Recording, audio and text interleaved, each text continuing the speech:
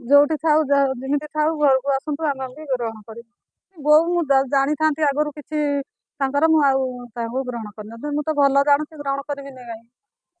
ମୋ ସ୍ୱାମୀ ମୋତେ ପେଲି ପାରୁନି। ମୁଁ ପେଲା ଖାଇବାକୁ ସବୁବେଳେ ବ୍ୟାକୁଳ ଥାଏ। ସ୍ୱାମୀ ଥିଲେ କ'ଣ ହେବ, ନଥିଲା ପରି। ସେ ରାତିରେ କ'ଣ ଖାଇଦେଇକି ଆସି ଶୋଇ ପଡୁଛନ୍ତି ଯେ ମୁଁ ଯେତେ ହଲେଇଲେ ବି ସେ ଉଠୁ ନାହାନ୍ତି। ଇଆଡ଼େ ହିଟ୍ ହୋଇ ମୋ ତଳୁ ପାଣି ବାହାରିଗଲାଣି। ତାଙ୍କ ଯନ୍ତ୍ର ଉଠୁନି। କଦଳୀକୁ ଯେତେ ଧରିଲେ କ'ଣ ହବ, କି ଚୁଚୁମିଲେ କ'ଣ ହବ, କିଛି କାମ ଦଉନି। ମୋତେ ନ ପେଲିବାରୁ ମୁଁ ଭାରି ବ୍ୟାକୁଳ ହଉଥିଲି, ଆଉ ମନେ ମନେ ଧୋକା ଖୋଜୁଥିଲି। ଆଉ ଗୋଟିଏ ପ୍ରେମିକ ପାଇଯିବା ପରେ, ରାତିରେ ଘର ଲୋକମାନେ ସବୁ ଶୋଇଯିବା ପରେ ମୋ ପାଖକୁ ତାକୁ ଡାକି ଦିଏ। ଆମେ ଦୁଇଟି ଛୁଆଙ୍କୁ ଗୋଟେ ସାଇଡ୍ କରିଦେଇ ଆମେ ଉଲଗ୍ନ ହୋଇ ପେଲାପଲି ହଉ। ପ୍ରେମିକ ଗଢ଼େଇ ତଢ଼େଇ ମୋର ସବୁ ଜାଗାକୁ କିସ୍ କରି ମୋତେ ଶାନ୍ତି କରେ। ସ୍ୱାମୀ ମୋତେ ଏମିତି କେବେ ଲଭ୍ ଦେଇନି, କି ଶାନ୍ତି କରି କେବେ ମୋତେ ସେ ପେଲିନି। କେତେ ଦିନ ଆଉ ଏମିତି ରହିଥାନ୍ତି? ମୋତେ ଡେଲି ଡେଲି ସେକ୍ସ ଦରକାର। ପେଲା ନ ପାଇବାରୁ ବହୁ ରାତି ଅନିଦ୍ରା ରହୁଥିଲି। ସେଥିପାଇଁ ତ ସ୍ୱାମୀକୁ ଛାଡ଼ି ପଳେଇ ଆସିଲି।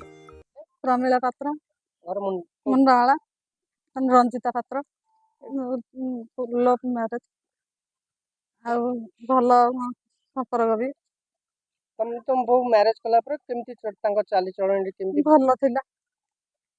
ହଠାତ୍ ଯୋଉ ତମ ବୋଉ ପଳେଇଛନ୍ତି, କ'ଣ କହିବେ ୟାକୁ ନେଇ? ତାକୁ କ'ଣ କହିବି, ଘରକୁ ସିଏ ଆସୁ ପିଲା ଛୁଆଙ୍କୁ ଧରିକି, ପିଲା ଛୁଆଙ୍କୁ ଆଣିକି ଆସିନେ ବି ଘରେ ରଖେଇ। ସେଦିନ ଗଲାବେଳେ ଆପଣ ଯୋଉଦିନ ଗଲେ, ଆପଣ ଘରେ ଥିଲେ? ହଁ। ସେଦିନ କେମିତି ଗଲେ କହିଲେ ଆମକୁ? ମୁଁ ଜାଣିନି କେମିତି ଗଲେ, ମୁଁ ତ ଘରେ ଶୋଇନି। ସେ କେତେ ସମୟରେ ଗଲେ ମୁଁ ଜାଣିନି। କେମିତି ଆପଣ ଜାଣିଲେ କେମିତି ପଳେଇଛନ୍ତି? ସକାଳୁ ଉଠିଲା ବେଳକୁ ଆଉ ଘରେ ନାହାନ୍ତି। ସେଠୁ ଆପଣ କ'ଣ କଲେ? ମୁଁ ପୁଅ କତିକି ଫୋନ କଲି। ପୁଅ ଆସିଲା। ପୁଅ ଆସିବାରୁ ସମସ୍ତେ ଖୋଜାଖୋଜି କଲୁ। ଖୋଜାଖୋଜି ନ କରିବାକୁ ହେଇକି ରହିଛୁ ଆଉ। ତାଙ୍କ ଘରକୁ ହଁ, ତାଙ୍କ ମାଆକୁ ଫୋନ କଲି। ତାଙ୍କ ମା ଭାଇ ଆସିଲେ। ତାଙ୍କ ମା ଭାଇ ବି ଆମ ସାଙ୍ଗରେ ଖୋଜାଖୋଜି କଲେ। ବହୁତ ଆଡେ ଖୋଜିଛୁ, କୋଉଠି ପାଇଲୁ ନାହିଁ। ଥାନାରେ ବି ଏଫଆଇଆର ଦେଲୁ।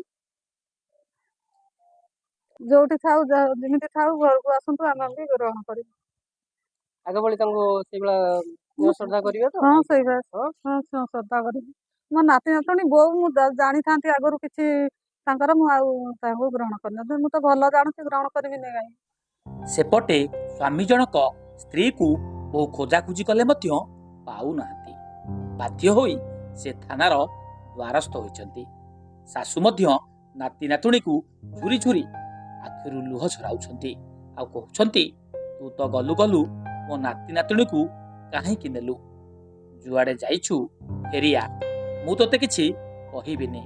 ଆଗରୁ ଯେମିତି ଚଳୁଥିଲୁ ସେମିତି ଚଳିବୁ। କିନ୍ତୁ ସ୍ୱାମୀ ଜଣକ କହୁଛି, ଯିଏ ଗଲା ସିଏ ଗଲା, ତାକୁ ଆଉ ରଖିବିନି। ମୋର ଖାଲି ପିଲା ଦୁଇଟି ଦରକାର।